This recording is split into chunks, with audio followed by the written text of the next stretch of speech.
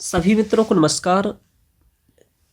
कल परसों मैंने आपको एक पूल के माध्यम से पूछा था कि अब मुझे किस नए टॉपिक्स पर वीडियो लाना चाहिए।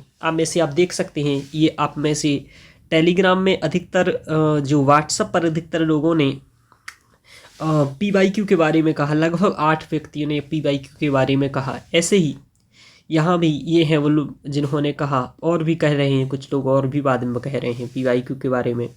4 लोगों ने व्याकरण के बारे में कहा, 2 लोगों ने दर्शन के बारे में, एक ने अनुवाद, एक ने साहित्य।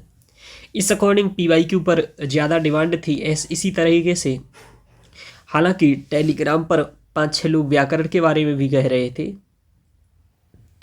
तो इस अकॉर्डिंग फिर शुरुआत में मैंने PYQ ही यहाँ लाना आरंभ सोचा कि भाई ठीक है, डिमांड इसकी ज़्यादा है PYQ की, तो इसी को लाते हैं। धीरे धीरे व्याकरण इत्यादि भी, साहित्य इत्यादि अनुवाद भी मैं लाऊंगा यहाँ, ठीक है। लेकिन अभी शुरुआत मैंने PYQ से की है, तो आप लोग इसको देखिएगा और इससे समझिए। व्याकरण के भी मैं यहाँ PYQ कराऊंगा, दर्शन के भी कराऊंगा, साहित्य के भी कराऊंगा, सभी विषय से संबंधित कराऊंगा। तो आप देखिएगा कि कैसे PYQ लिखना है, क्या है। मैं इसके उत्तर बना करके आपको लाया हूँ, मॉडल उत्तर भी से सहित लाया हूँ कि कैसे उत्तर लिखना है। बहुत अच्छे से डिस्कशन करने वाले हैं, तो ये भी आप देखिएगा, ये नोट्स आपको मिल जाएगा। और ध्यान रखिए, आप लोग चैनल को सब्सक्राइब जरूर करिएगा और शेयर जरूर करिएगा इसको, ठीक है। ओके मित्रों, बैच भी स्टार्ट है, तो आप जिसको भी ज्वाइन करना है वो मुझे कॉल करके और ज्वाइन कर सकता है, संस्कृत ऑप्शनल का। चलिए, तो अब हम लोग इसमें क्या देखने वाले हैं, संस्कृत के ऑप्शनल के UPSC के PYQ के बारे में बात करेंगे, और एक एक PYQ से समझेंगे कैसे आपको उत्तर लिखना चाहिए था और क्या है ये PYQ। में इस अनुक्रम में लेकर के चलूंगा कि सबसे पहले मैं 2023 के PYQ कराऊंगा, ठीक है। फिर 22 के, फिर 21 के, उल्टा चलूंगा मैं, वहाँ 2013 से नहीं चलूंगा, ठीक है। 2023 से लेकर के 13 तक करवाऊंगा, ऐसा। चलिए, तो हम यहाँ देख लेते हैं। ये क्वेश्चन आप देख रहे हैं, ये क्वेश्चन आप देखिए, ये पेपर आप देख रहे होंगे 2023 का पेपर है। आपको यहाँ मैं दिखा दूँ, यदि आपने देखा है तो ये जो 2023 का पेपर है, ठीक है, इसी साल का है। और इसमें ये व्याकरण पोर्शन के क्वेश्चन आए हुए हैं। मैंने ये डिस्कशन भी किया हुआ था यूट्यूब पर। ये आप देख रहे हैं, द्वितीय यूनिट भाषा विज्ञान से संबंधित क्वेश्चन आए हुए हैं। ये साहित्य से संबंधित क्वेश्चन है, ये भी साहित्य से संबंधित है। ये दर्शन, ये आपका संस्कृति, भारतीय संस्कृति से संबंधित है, और ये आपके दर्शन से संबंधित है। आज जो मैं यहाँ क्वेश्चन लाया हूँ वो दर्शन से संबंधित लाया हूँ। पहला क्वेश्चन मैंने यहाँ अभी नहीं कराया, चूंकि ये सेकंड पेपर का जब सेकंड यूनिट कराते हैं गीता, उसके साथ कराते हैं। गीता का एक क्वेश्चन यहाँ पर ये आता रहता है, कभी स्थित प्रज्ञ के बारे में पूछेगा, तो कभी आत्म प्रबंधन के बारे में पूछेगा, तो कभी ज्ञान कर्म भक्ति योग के बारे में पूछेगा, परंतु ये यहाँ का क्वेश्चन नहीं है।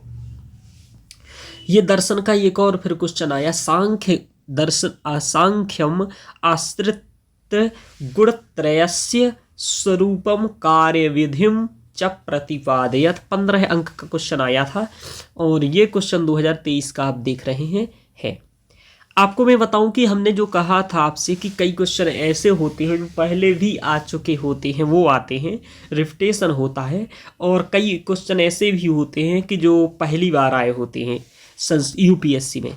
जैसे मैं आपको यहाँ दिखाऊं, तो जो ये आपको क्वेश्चन दिख रहा है सांख्य मास, ये वाला क्वेश्चन, ये गुणत्रयस्य से संबंधित है। ये पहली बार क्वेश्चन आया है, इससे पहले ये कभी नहीं आया। ये पहली बार क्वेश्चन आया है, ये भी क्वेश्चन पहली बार ही आया है। इससे पहले वाला जो था ये पहले आ चुका है, तो ये रिपीटेड आप इसको कह सकते हैं। ये तो रिपीटेड आप कह सकते हैं, ये पहले भी आया है। और बाकी जो यहाँ दिख रहे हैं, यहाँ लगभग सभी रिपीटेड हैं, ये पांचों ही रिपीटेड हैं, ठीक है। ये सभी रिपीटेड ही हैं, एक भी क्वेश्चन इसमें नया नहीं है, ध्यान रखिएगा। हालांकि ये क्वेश्चन थोड़ा सा नया है, मतलब है टॉपिक्स तो वही है, बस नया ये है कि वर्ण और आश्रम के बीच संबंध को पूछ लिया है, और ये चित्रकला की जगह भित्ति चित्रकला पर फोकस कर दिया है। ये दोनों क्वेश्चन थोड़े से ऐसे हैं, बाकी जो ये सभी आए हुए हैं डायरेक्टली हैं, यानी कि नोट्स के उत्तरों में थे। कुल मिलाकर के अब मैं आपको ये दिखाना चाह रहा हूँ, आगे की और भी देख सकते हैं, ये भी डायरेक्ट नोट्स से आया है, रिपीटेड है। ठीक है, ये भी रिपीटेड है, मेरे नोट्स में डायरेक्ट थे। योग ये पहली बार आया है ना, तो ये फर्स्ट टाइम आया है, ये फर्स्ट टाइम आया है। तो ये आप देख रहे हैं, ये फर्स्ट टाइम आया है, ये फर्स्ट टाइम आया है, ये फर्स्ट टाइम आया है। यानी कि दर्शन में 3 क्वेश्चन इस बार ऐसे हुए जो फर्स्ट टाइम आए हैं, बाकी 3 क्वेश्चन ऐसे थे जो पहले आ चुके हैं। यानी कि इन 6वीं और 7वीं यूनिट में यदि देखें तो 3 नए क्वेश्चन हैं और 3 पहले आए हुए क्वेश्चन हैं, ध्यान रखिए। तो आप देखो कि ये जो गुणत्रयस्वाद आया, लेकिन आपको बताऊं ये सभी मेरे नोट्स में पहले से थे। देखिए जैसे कि आप देखेंगे यहाँ गुणत्रयवाद से संबंधित ये क्वेश्चन, आपको क्या कह रहा हूं मैं, गुणत्रयवाद से क्वेश्चन पहली बार यहाँ आया है। कहा, अब देखो आप मेरे नोट्स में मैंने क्या लिख रखा है, संभावित प्रश्न में लिख रखा था, संभावित प्रश्न में गुण त्रिगुणात्मक प्रकृति है, गुणत्रयवाद कहा विवेच्यताम संभावित प्रश्न, और यही आपका आया है, ये मैंने लिख रखा था इस टाइप से। और देखिए ये कंप्लीट इस दर्शन का नोट्स है, सांख्य दर्शन का, तो उसी में ये सब लिख रखा था मैंने। ये पी.वाई.क्यू देखो 20 वर्ष के पी.वाई.क्यू मैं साथ में कराता हूँ, तो वो सभी इसमें रहते हैं। तो इस प्रकार ये सांख्य दर्शन का नोट्स है मेरा, इसका उसी में ये लिखा था। तो कुल मिलाकर के ये कि सांख्य जो ये पहली बार आया है वो भी आपके नोट्स में पहले से विद्यमान था, जो आप पेपर दे करके आए थे मेरे विद्यार्थी। तो ये चूँकि ये आपको अपने अनुभव के आधार पर कुछ टॉपिक सम्मिलित करने होते हैं कि जो आ सकते हैं, तो मेरे नोट्स में इसी तरीके से 2 चीज़ें शामिल रहती हैं। ऐसे ही आपको भी करना चाहिए कि एक तो जो पी.वाई.क्यू है 20 वर्ष के वो रहें, प्लस कुछ संभावित टॉपिक्स होते हैं जो बहुत इंपॉर्टेंट होते हैं उस विषय से संबंधित, उनको भी आपको तैयार कर लेना चाहिए, क्योंकि वो कभी भी पूछे जा सकते हैं। तो ये 2 चीज़ मिला करके ही आपको नोट्स बनाने चाहिए, एक तो पी.वाई.क्यू से और दूसरे संभावित टॉपिक्स जो हो सकते हैं उनसे, क्योंकि संभावित जो टॉपिक्स हैं उनका कभी भी आ सकता है। उसी में से एक गुणत्रयवाद था, ऐसे ही एक दुखत्रयवाद है, वो भी आने की संभावना है कुछ दिन में। चलिए वो आएगा तब मैं बताऊंगा कि ये भी नोट्स में सम्मिलित था। आगे चलते हैं, अब हम लोग इसी क्वेश्चन को यहां लेकर के सॉल्व करने वाले हैं और बताएंगे कि कैसे यह क्वेश्चन आया है और कैसा आपको लिखना था, कैसे आप इंट्रो लिखते, क्या आपको निष्कर्ष लिखना चाहिए, ये सभी की मैं यहां बात करने वाला हूं आपसे।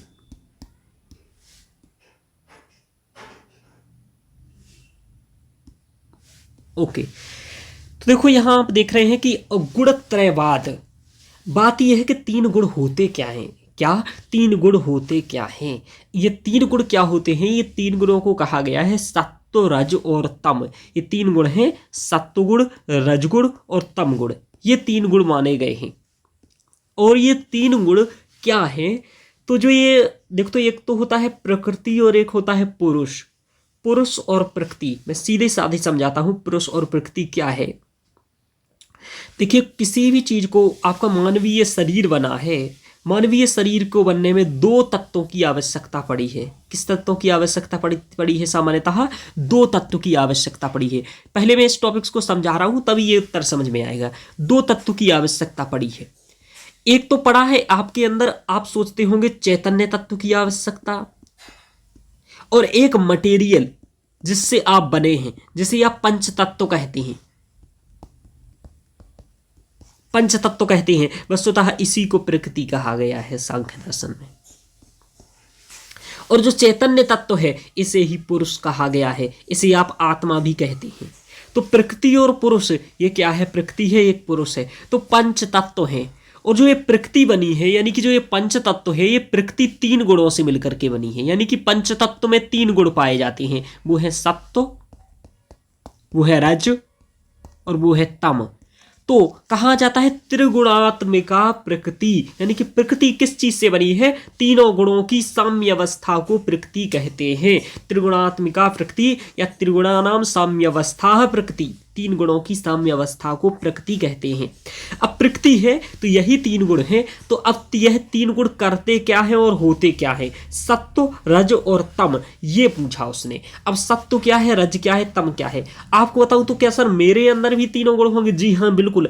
आप 3 गुणों को पढ़ने के बाद आप समझ सकते हैं कि आपके अंदर किस गुण की अधिकता है, किस गुण की कम है। जैसे आप व्यक्ति होंगे वैसे आप समझ जाएंगे। ध्यान रखिएगा, आगे चलते हैं। तो सत्व रज और तम ये 3 गुण हैं, इनसे मिलकर के प्रकृति बनी है। अब इसका यही चीजें आपको इंट्रोडक्शन में लिखना था और इंट्रोडक्शन यही से स्टार्ट करना था। क्या लिखते आप इंट्रोडक्शन में, यही मैंने यहाँ बताया है कि आप इंट्रोडक्शन में इसके बारे में क्या लिखते कि सांख्य दर्शन अनुसार सत्व रज तम यह तीनों के उपादान तत्व है, यानी ये क्या है, तीनों उपादान तत्व हैं। एक मिनट मित्रों, मैं यह कहना चाह रहा हूं, आपको यदि इस उत्तर को देखना है और समझना है कि आप कैसा उत्तर लिखते हैं, तो सबसे पहले मैं यही कहूंगा आपसे कि आप क्या करिए कि सबसे पहले आप स्वयं लिख करके देखिए कि प्रकृति का इंट्रोडक्शन, इस प्रश्न का इंट्रोडक्शन मैं कैसे लिखता। सर का मत देखो, आप कैसा लिखते वो लिख करके देखो कि ये जो क्वेश्चन आया है इसका मैं इंट्रो कैसे लिखता, मेन बॉडी कैसे लिखता, और फिर मैं इसका निष्कर्ष कैसे लिखता। उसके बाद यदि मेरा आप देखोगे ये लेक्चर तो आप बहुत विशेष सीख पाओगे यहाँ, वरना आप सीख नहीं पाओगे उतनी चीज़ें जो आप सीखना चाह रहे हो। आपको लगेगा ऐसा तो मैं भी लिख लेता, पहले लिख करके देखिए ना आप कैसा लिख लेते, फिर आप ये उत्तर देखिए। ऐसा आपको जरूर करना है, ध्यान रखिए। तो अब हम लोग इसके इंट्रोडक्शन के बारे में देखो, 2 चीज़ें होती हैं और भी मैं आपको यहाँ समझाना वाला हूँ थोड़ा सा, एक बार और देख लीजिए इन चीज़ों को कि एक तो होता है उपादान कारण किसी चीज़ का और एक होता है निमित्त कारण। उपादान कारण, उपादान कारण मतलब जिस चीज़ से वो चीज़ बनी हो, जैसे कि मिट्टी, घट किससे बना है, मिट्टी से, तो मिट्टी घट का क्या हुई, उपादान कारण। एक होता है निमित्त कारण, निमित्त कारण वो जो उसे बनाता है, तो जो बनाता है वह निमित्त कारण, और जिससे बनी होती है वो होता है उपादान कारण। तो उपादान कारण और निमित्त कारण, ठीक है, ये 2 कारण होते हैं। तो प्रकृति का उपादान कारण क्या है, यही तीनों गुण हैं, सत्व रज और तम, ध्यान रखिएगा। फिर आप कहेंगे इसका सर निमित्त कारण क्या है, इसके बारे में मत करिए, क्योंकि इसके बारे में यदि परिचर्चा करेंगे तो आपका और भी दर्शन के आगे के टॉपिक्स जुड़ जाएंगे। कहा जाता है सांख्यस्य वक्ता, सॉरी ऐसा नहीं कहा जाता, ये किसके बारे में है कि सांख्य योगौ पृथक वाला प्रवदंती न पंडिता, कि सांख्य और योग को पृथक मानने वाले पंडित नहीं हैं।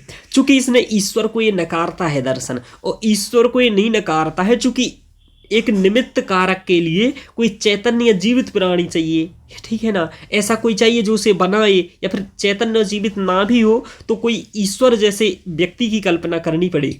लेकिन ये सांख्य दर्शन ईश्वर को ही नहीं मानता है, तो ये ईश्वर को नहीं मानता है, तो इसका यह पूर्ण नहीं हुआ। इससे पूछा गया कि फिर भाई निमित्त कारण नहीं है तो कैसे इसका निर्माण हुआ, तो ये भी वैसी बात करता है जैसे चार्वाक करता है कि स्वभाववाद से हुआ है। लेकिन फिर क्या हुआ कि बस योग दर्शन आया, और योग दर्शन ने एक और तत्व को स्वीकार किया, वो किया ईश्वर को। इसलिए ये दोनों दर्शनों को मिलाकर के ही देखा जाता है, सांख्य और योग को। योग को तो यहाँ तक की भी कहा जाता है शेश्वर सांख्य दर्शन। तो ये बहुत बड़ी परिचर्चा है जो कि मैं क्लासेस में करवाता हूँ, समझाता हूँ सभी चीज़ें कैसे क्या है ये सभी चीज़ें। लेकिन यहाँ इतना है कि जो प्रकृति है उसके तीनों जो गुण हैं वो उसके क्या हैं, तत्व हैं। वो तीनों गुण हैं वो उसके उपादान कारण हैं, ध्यान रखिएगा। जितना इस क्वेश्चन के लिए आपको समझाना आवश्यक है मैं उतना ही यहाँ समझा रहा हूं। चलिए, तो सांख्य दर्शन के अनुसार सत्व रज तम यह तीनों प्रकृति के उपादान तत्व है। अब आपने ये पहली लाइन में इतनी बात बताया, उसको बहुत एकदम क्लियर कर दिया कि ये गुण त्रय क्या है। तो ये प्रकृति के सत्व रज तम तीनों उपादान तत्व हैं। यह कैसे है, तो ये अत्यंत सूक्ष्म है, अतीन्द्रिय है, यानी कि इंद्रिय द्वारा देखे जाने योग्य नहीं है। प्रकृति के निर्माणक तत्व हैं, प्रकृति जिनसे बनी है उसके निर्माण करता तत्व है। इन्हीं तीनों गुणों रूपी लड़ियों से, जैसे चोटी नहीं बनी रहती है ऐसे आपकी 3 लड़ियों से, ऐसे ही यह है लड़ियों से मिलकर के प्रकृति का निर्माण हुआ है। इन्हीं की साम्य अवस्था को प्रकृति कहती है। जब इनकी तीनों की साम्य अवस्था हो जाती है, यानी कि समान अवस्था, बराबर बराबर अवस्था, तीनों का बराबर मात्रा हो जाती है तो उसे ही हम प्रकृति कहते हैं। गुणानाम साम्य अवस्था प्रकृति। ये मैंने लिखा इंट्रो इसके बारे में, यानी कि असलियत में है क्या तीनों गुण, क्या है तीनों गुण, इसको हमने यहां बताया। ठीक है, और सांख्य के अनुरूप पूछ रहा है तो मैंने सांख्य के अनुरूप बताया। तो इस टाइप से आपको इंट्रोडक्शन लिखना होता है। कितने शब्द में लिखना होता है, शब्द ही गिन लीजिए आप, 1 2 3 4 5 6 7 8 9 10 11 12 और 12 ऐसी टाइप से 3 लाइनों को मिला सकते हैं आप। तो 12 से 30-35 शब्द में आप आराम से इंट्रोडक्शन लिखिए।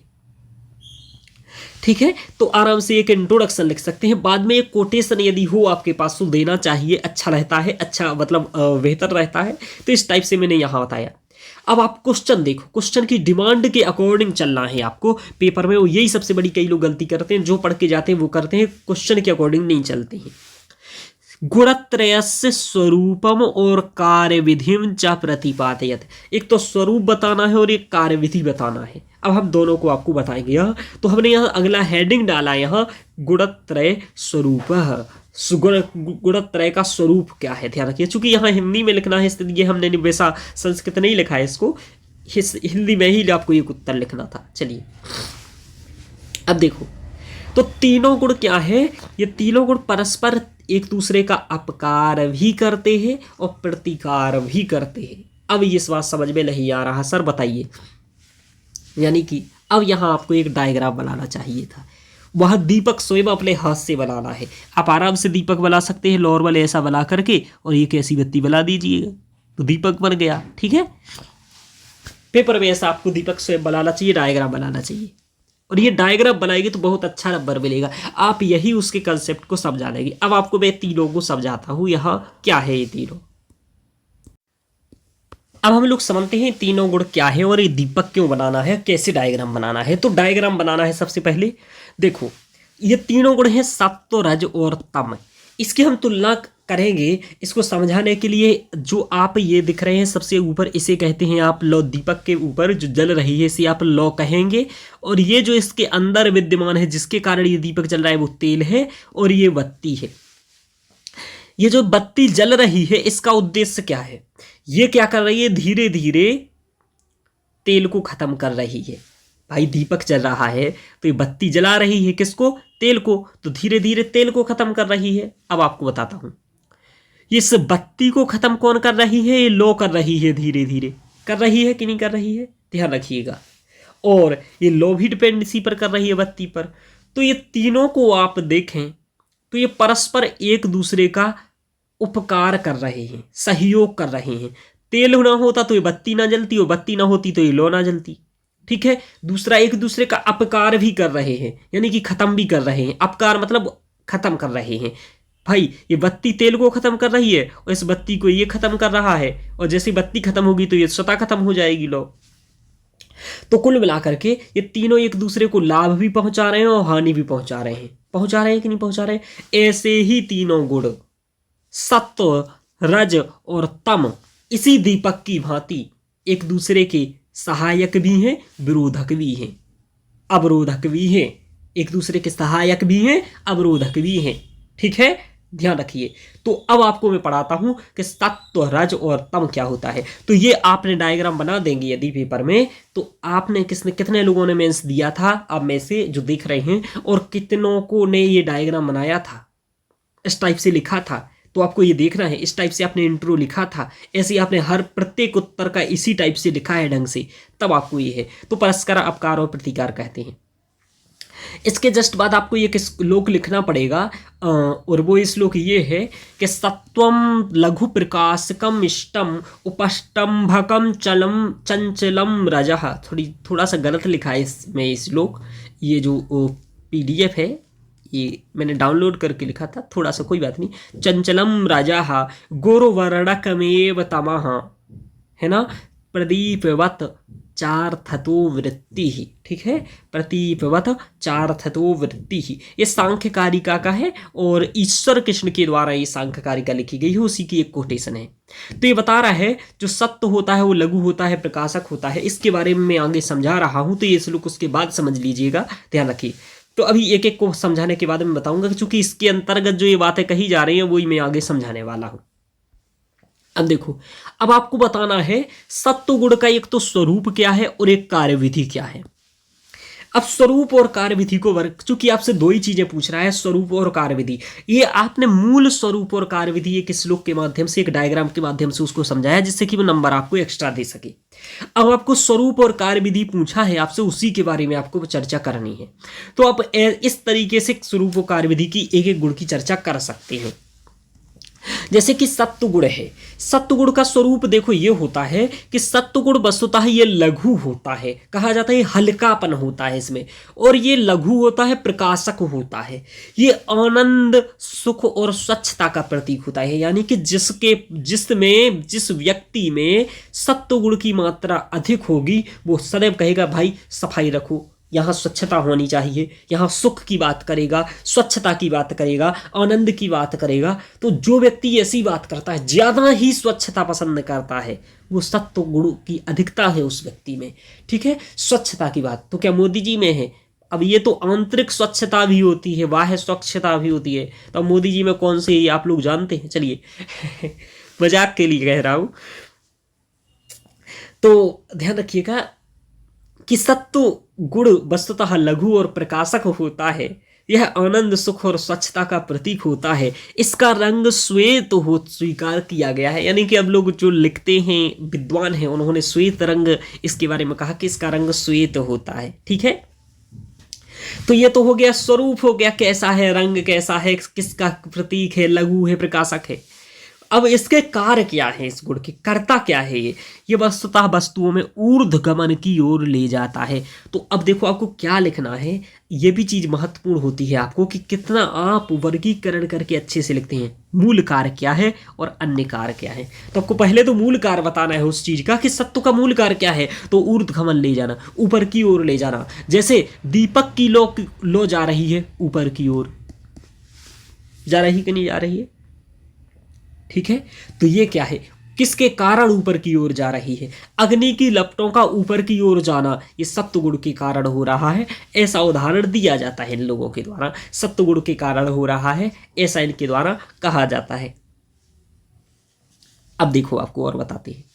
तो आपको ये समझ में आया कि इसका मूल कार्य क्या है? ऊपर की ओर गमन करवाना, ऊर्ध्वगमन की ओर ले जाना, जैसे दीपक की लो जाती है। अब गुरुत्वाकर्षण करता है कि अपन ऊपर पत्थर फेंको नीचे आता है, किस कारण आता है? गुरुत्वाकर्षण के कारण आता है। लेकिन ये विरोधक है उसका भाई, गुरुत्वाकर्षण के विपरीत है, ये तो ऊपर जा रहा है। देखो यहाँ भी ऊपर जा रहा है, ये भी ऊपर जा रहा है। तो इसमें साइंस की बात है। तो देखो साइंस तक भी पहुंचने का ये लोग प्रयास करते थे। आगे चलते हैं। अन्य कार्य क्या है? जिसके पास सत्व गुण रहता है उसमें सरलता होती है, शुचिता होती है। शुचिता का ये वाला सा बना लीजिएगा आप लोग। ठीक है, ये थोड़ा सा ये सा नहीं होता है, ये वाला सा होता है। हाँ, स्नेह, श्रद्धा, संतोष, दया, दान, विवेक, प्रेम आदि। यानी कि प्रेम यदि आपको आता है, पशुओं पर प्रेम आपको आ रहा है, आप दान करने वाले में माहिर हैं, दया, स्नेह, श्रद्धा। एक बात और ध्यान रखिएगा, आप सभी में तीनों गुण विद्यमान हैं, लेकिन तीनों गुण तो आप सभी में विद्यमान हैं, लेकिन अधिकता और कमी हो सकती है। तो आप ये पहचानिए कि क्या आपके अंतर्गत अधिकता है, और उसी ओर अपने साध्य को, लक्ष्य को डिसाइड करना चाहिए व्यक्ति को कि उसमें किस गुण की अधिकता है। ठीक है, सत्वगुण की, रजगुण की या तमगुण की, जिसकी भी अधिकता हो। चूंकि तीनों गुणों का पास दिया जाना स्वाभाविक है, सभी में तीनों गुण हैं, लेकिन कोई किसी न किसी एक गुण की अधिकता है। तो कुल मिलाकर के आपने देखा कि सत्वगुण के बारे में आपको स्वरूप बताना था, उसका मूल कार्य और अन्य कार्य के बारे में बताना था कि ये जिसके पास जाता है तो अन्य कार्य क्या करता है? सरलता लाता है, सुचिता, स्नेह, श्रद्धा, संतोष, दान, दया, विवेक, प्रेम इत्यादि लाता है। बोलेंगे सर ये वाई क्यों बनी है? इसको भी अभी आपको समझाऊंगा। पहले मैं और भी इस रजगुण को समझाऊं, तमगुण को, फिर मैं इस वाई को भी समझाऊंगा कि वाई में भी तीनों गुण हैं। ध्यान रखिएगा। तो देखिए कि रजोगुण का स्वरूप क्या होता है कि रजोगुण उत्तेजकता लाता है, चंचलता लाता है और मलिनता का प्रतीक है। ये क्या है, वो स्वच्छता का था, ये उत्तेजकता का है, चंचलता का है और मलिनता का है। जो व्यक्ति एकदम चंचल होता है, ज्यादा बतियाता है, वो व्यक्ति वो क्या है, उसमें रजगुण की अधिकता है। स्वयं तो चंचल ये रहता ही है, जिसके संपर्क में जाता है उसे भी चंचल बना देता है। कोई व्यक्ति आपका दोस्त ऐसा होगा, खुद तो बतियाता ही होगा, आप भी रहेंगे उसके साथ बातें करने लगेंगे ज्यादा, है ना, हंसमुख होगा ज्यादा, मतलब कुछ भी करता लगता रहता होगा, ऊट फटांग काम, दिन भर नाचता रहता होगा, दिन भर हंसता रहता होगा। ऐसे आपने कुछ लोग देखे होंगे। तो उनमें रजगुण की अधिकता होती है, तो उसे भी चंचल बना देता है। इसका रंग रक्त होता है, क्या होता है, लाल होता है, रक्त होता है। उसका श्वेत था, इसका रक्त था। ये आपने बताया इसका स्वरूप। अब बताइए इसकी कार्यविधि। कि मूल कार्य इसका ये है कि गति प्रदान करना किसी चीज को, कि जैसे ये जलने में गति प्रदान करना, दीपक वाला काम कौन कर रहा है, यही कर रहा है, ध्यान रखिए। तो गति, उत्तेजकता उत्पन्न करना, किसी चीज में उत्तेजकता उत्पन्न करना। जैसे कि आपकी इंद्रियों को विषय की ओर जाना, चलो भाई आज मूवी देख लेते हैं, चलो भाई आज फुल्की खा के आ जाते हैं, है ना, चलो भाई आज ऐसा करके आ जाते हैं। तो जो इंद्रियां भागती हैं ना, चलो घर चलते हैं, चलो यहाँ चलते हैं, चलो चाय पी लेते हैं, तो ये इंद्रियों की अपने विषय की ओर ले जाना रजोगुण के कारण होता है। यानी कि जब अब आपकी इंद्रियां ऐसा कहें कि चल भाई यहाँ चल देते हैं, चल भाई यहाँ चल देते हैं, तो इसका मतलब आप समझ लीजिए कि आपका रजोगुण आपको परेशान कर रहा है, अपना कार्य कर रहा है। तो उसके कार्य को रोक करके आपको पढ़ाई करना है, आपको देखना है, संतुलन मिलाना है। और इन्हीं चीजों पर, सभी चीजों पर नियंत्रण करने वालों को ही वो जितेंद्रिय कहा जाता है, आत्म प्रबंधन कहा जाता है। कि सत्वगुण, रजगुण और तमगुण सब में है। मान लो आप में रजोगुण की अधिकता है, लेकिन कोई काम ऐसा है कि जिसमें सत्वगुण की आवश्यकता चाहिए, तो आप आत्म प्रबंधन करिए भाई, ठीक है। तो आत्म प्रबंधन करके इन चीजों को व्यक्ति समझ नहीं पाता है, नहीं है, क्योंकि समझ नहीं पाता है, इसलिए इनका उपयोग भी नहीं कर पाता है। इनका उपयोग होता है, कभी कभी आप जबरदस्ती अपने से काम कराते हैं। जबरदस्ती करने का मतलब ये कि आप आत्म प्रबंधन करने का प्रयास करते हैं। क्योंकि आप निरंतर प्रयास नहीं करते हैं आत्म प्रबंधन का, इसलिए आपको उस समय ऐसा लगता है कि आप जबरदस्ती कर रहे हैं। यदि आप रेगुलर आत्म प्रबंधन का कार्य करेंगे, है ना, तो ये फिर आपको ऐसा नहीं लगेगा कि आप जबरदस्ती कर रहे हैं। हालांकि यूपीएससी वाले धीरे धीरे ये करने लगते हैं। चलिए, तो इसका मूल कार्य है इंद्रियों की विषय की ओर ले जाना। अन्य कार्य में ये सबसे बड़ा चीज क्या है कि सृजन करने में नवाचार और सक्रियता लाता है।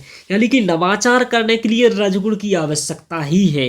रजगुण चाहिए ही चाहिए है, किसके लिए, सृजन करना है आपको। क्योंकि आप नई चीज के प्रति उत्तेजक तभी होंगे जब आपको आएगा, ठीक है ना। कोई चीज का क्वेश्चन होगा, जिज्ञासा के प्रति आप आतुर होंगे, तब अज्ञात के प्रति आप आतुर होंगे, ध्यान रखिएगा। तो नवाचार भी यही करवाता है, ठीक है। तो नवाचार और सृजन हेतु रजोगुण आवश्यक है, ठीक है, ध्यान रखिए।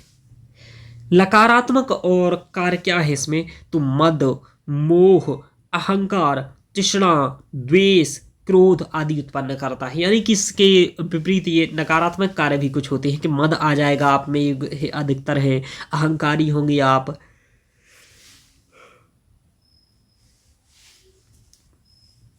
तृष्णा, द्वेष, क्रोध, ये सभी उत्पन्न करने वाला ये रजोगुण होता है। तो जिसके अंतर्गत रजोगुण होगा वो समझ जाएगा इसको। तो ये कार्य है इसके, ये आपको कार्यविधि लिखना था। आगे आपको तमगुण पढ़ाना, तब तमगुण पढ़ते हैं हम लोग, तमोगुण को जान लेते हैं। तमोगुण क्या होता है, ये गुरु होता है, यानी कि भारी होता है, और वर्णक होता है। भारी का मतलब रोकने वाला होता है, किसी चीज को, कोई कार्य आप कर रहे हैं उसको रोकने वाला होता है। साथ में यह अंधकार का भी प्रतीक होता है, ठीक है। और इसका रंग श्याम यानी कि काला होता है, ठीक है। तो ये श्याम रंग होता है, ध्यान रखिएगा। ये इसके बारे में हम लोगों ने तमोगुण के स्वरूप को समझा कि तमोगुण गुरु होता है, भारी होता है, वर्णक होता है और रोकने वाला होता है। कैसे रोकने वाला होता है मैं आपको बताता हूं। निष्क्रियता लाता है ये, मूल कार्य इसका यही है। जैसे रोकना, जैसे आप किसी कार्य को कर रहे हो और उसके लिए आपको आलस्य आता है, यार खाना बना रहे थे, रहने दे यार, मत बनाते, चलो यहां चलते, अरे नहीं यार मैं नहीं जा रहा हूं। आलस्य जो आता है ना, वो तमगुण के कारण आता है। तो आलस्य, निद्रा, मूर्छा, भय, विषाद ये उत्पन्न करता है। लेकिन रोकना भी जरूरी है। आप समझो, आप किसी एक कार्य को करने लगे हैं और रेगुलर 24 घंटे उसको करने लगेंगे, तो आप परेशान हो जाएंगे ना, खत्म हो जाएगा ना। तो इसके लिए रोकने वाला भी बहुत जरूरी है। तमोगुण सभी को कभी कभी कोई कहता है इसका उपयोग क्या है, ये तो खराब ही गुण है। नहीं, अब मैं आपको इसको बताता हूँ कैसे रजोगुण ये का गुण बहुत काम का है, मैं आपको बताता हूँ। ये आप बाइक देख रहे हो, बाइक में बताता हूँ, बाइक से ही तीनों गुणों को समझा देता हूँ फिर से। आप देखो बाइक दिख रही है ये आपको, इसमें एक तो ब्रेक है, ठीक है, ब्रेक यानी कि तम गुण, ठीक है। एक्सीलेटर यानी कि आप माने इसका रज गुण, और पेट्रोल यानी कि सत्व गुण। तो पेट्रोल से के बिना बाइक नहीं चलेगी, तो सत्व गुण चाहिए ही चाहिए। लेकिन आप पेट्रोल डल गया, फिर आपके पास फिर तो आई पेट्रोल आ गया, क्या ही है, मोदी जी ने रैली के लिए पेट्रोल डलवा दिया, अब तो भगाइए गाड़ी। तो भाई रजगुण के कारण एकदम एक्सीलेटर नहीं होगा तो स्पीड कैसे बढ़ाओगे? तो रजगुण जरूरी है जीवन में स्पीड बढ़ाने के लिए, आगे बढ़ने के लिए। लेकिन क्या केवल आगे बढ़ते रहोगे? रुकना भी तो पड़ेगा ना, तो उसके लिए ब्रेक भी जरूरी है, और यानी कि तम गुण, ठीक है। तो क्या सर ये बना दूं क्या पेपर में? हाँ बिल्कुल बना सकते हैं, कोई दिक्कत नहीं है। ये डायग्राम बना करके लिख सकते हैं कि ब्रेक तमगुण, ये एक्सीलेटर रजगुण, और ये पेट्रोल सत्वगुण लिख दीजिएगा, कोई फर्क नहीं पड़ेगा। ये व्यवहारिक चीजें ही आपकी देखना चाह रहा है वो, कि आप उसको प्रैक्टिकली समझ पा रहे हैं क्या है कि रोकना जीवन में किसी चीज के प्रति ज्यादा नहीं तो लगे रहे, तो रोकने वाला जो कार्य है निष्क्रियता है, वो तमगुण का कार्य है। जो रजगुण का कार्य है वो चंचलता है, जो सत्वगुण का कार्य है वो स्थिरता है, शांति है। चलिए, तो इस प्रकार से आपने ये बाइक से भी समझ ले लिया कि कैसे सत्वगुण रजगुण और तमगुण ये काम के हैं, ध्यान रखिएगा। आगे चलते हैं, आपने देखा सत्व रज। अब हम लोग इसकी देखते हैं कि अब इसका निष्कर्ष कैसे लिखना था, आपको पेपर में निष्कर्ष कैसे लिखना था वो भी देख लेते हैं। बेहतर, चूंकि निष्कर्ष नहीं लिखेंगे तब तक आपका काम नहीं होगा। आप कह सकते हैं सारांशतः उपर्युक्त तीनों गुण मनुष्य हेतु उसी तरह एक दूसरे के प्रतिकारक एवं उपकारक हैं, जैसे तेल, बत्ती, लौ, जो कि प्रकाश रूपी प्रयोजन को परिपूर्ण करते हैं। देखो, तेल, बत्ती और लौ तीनों होते हैं तभी अपन को प्रकाश मिल पाता है, ठीक है। यदि एक भी नहीं हो इसमें से तो भी दिक्कत हो जाएगा। तो ये उपकारक भी है और प्रतिकारक भी है, चूंकि धीरे धीरे दीपक एक दिन खत्म भी हो जाएगा जलते जलते। इसी तरह यह भी मनुष्य में स्थिरता, चंचलता और निष्क्रियता के माध्यम से, देखो तीन शब्द में अपने तीनों का सारांश बता दिया। क्योंकि निष्कर्ष का मतलब क्या होता है, सारांश क्या है उसका, तो स्थिरता, चंचलता और निष्क्रियता के माध्यम से आत्म जागृति तथा परम तत्व के प्रति अपरोक्षानुभूति में सहायक होते हैं। आत्म जागृति का मतलब होता है स्वयं को समझ लेना, आत्म जागृति करना, अपने आप को जान लेना। कहा जाता है ब्रह्मविदो ब्रह्मैव भवति, आत्मविदो ब्रह्मैव भवति, ठीक है। और अपरोक्षानुभूति परम तत्व से, यानी कि परम तत्व से प्रत्यक्ष अनुभूति को अपरोक्षानुभूति ही कहते हैं, ध्यान रखिएगा। तो आप ये कर लेते हैं, कहा गया है कि आत्मविदो ब्रह्मैव भवति, जो अपने आप को जान लेता है वह ब्रह्म को यानी कि आत्म तत्व को, परम तत्व को भी जान लेता है। तो सबसे पहले अपने आप को जानने की जरूरत है। यदि आप स्वयं को जान जाएंगे तो परम तत्व को जान जाएंगे। यह आपको निष्कर्ष लिखना है। चूंकि ये तीनों गुणों का उद्देश्य ही यही है, इसलिए जो उद्देश्य है तीनों गुणों का वह हमने आपको यहाँ बड़ा बताया, क्योंकि आत्म जागृति ही इसका उद्देश्य है, ध्यान रखिएगा। तो निष्कर्ष आपको इस तरीके से लिखना है और एक कोटेशन देना है। अब आप स्वयं सोचिए, मैंने उतना ही शब्द लिखे हैं जितना पेपर में आपको लिखना थे। देखिए 15 पेज का है, 3 पेज आपको लिखना है, उतना ही मैंने शब्द लिखे हैं। इसको आप बेहतर से 3 पेज पर लिखेंगे, आपका ये उत्तर कंप्लीट हो जाएगा। ये पहली बार को उत्तर आया है आपके पेपर में, पहली बार प्रश्न आया है, मेरे नोट्स में पहले से था इस प्रकार। हाँ मित्रों, अब आपको मैं बताऊं, ये सीरीज में धीरे धीरे लाता रहूँगा, चूँकि ये नोट्स बनाना, मुझे पढ़ाना, मुझे संस्कृत ऑप्शनल की 2.5 घंटे की रेगुलर लाइव क्लासेस भी पढ़ाता हूँ, ठीक है। और उसके बाद मुझे मैं पॉलिटी के लेक्चर कर रहा हूँ, उसको भी आप लोग देखिएगा, है ना। तो वो भी मुझे बनाना पड़ता है। इसके साथ ही बैच भी मैं पढ़ाता ही हूँ, स्वयं का भी पढ़ता हूँ और भी मैं अपने काम देखता हूँ। तो ये सभी मुझे स्वयं ही करने होते हैं, इसलिए लेक्चर ये आएंगे लेकिन धीरे धीरे आएंगे। जो चाहते हैं रेगुलर मेरी संस्कृत ऑप्शनल की क्लास करना, इसी तरीके से सभी लगभग 20 ईयर के जो क्वेश्चन हैं वो सब का कवर करना चाहते हैं तो मेरा बैच ज्वाइन कर सकते हैं। और जो मैं रेगुलर रोज 2.5 घंटे की क्लासेस वहाँ पढ़ाता हूँ संस्कृत ऑप्शनल को लेकर के, उसमें आप जुड़ सकते हैं। तो रेगुलर आराम से आप 3-4 महीने में अपना ऑप्शन, 4 महीने में आराम से आप अपना ऑप्शनल तैयार कर सकते हैं 80-90 क्लासेस में। ओके मित्रों, धन्यवाद। जिनको ज्वाइन करना है वो मुझसे कॉल करके इस नंबर पर बात कर सकते हैं।